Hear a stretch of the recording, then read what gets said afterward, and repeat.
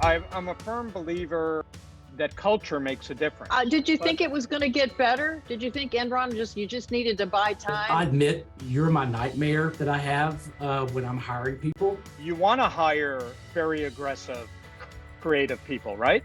Yeah. But there's always a double-edged sword. So just make sure there's a culture or a box around them that will help guide them. The second thing I think that drives people's behavior is how the people at the very top behave, right? So look, I equate it to when you're raising kids. Your kids are going to emulate you. They're not going to do what you say.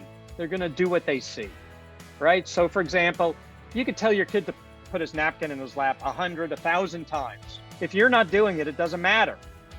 But if you do it every night, are you saying that you're a victim of the culture in Enron to some degree? No, I think he's saying he helped create it. Okay. I helped create it. Look, it was like that when I got there. Enron was a culture of exploitation. The attorneys spend a lot of time creating structures around the law or to work with the law to get an outcome.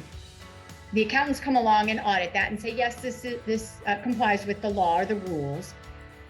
And when it's judged not compliant or a failure, the accountants get in trouble, finance people get in trouble, but the attorneys that started it don't seem to get in trouble. And I just wonder, they're not paid to use judgment about whether or not the things we're doing are sensible or ethical or in the best interest of our company. When an auditor says to the board, your financial statements are a fair representation, what they mean is something different than what directors are hearing. And I have a final question, but before I do, give me one example of where an attorney just made your head spin over, like, oh yeah, go for it.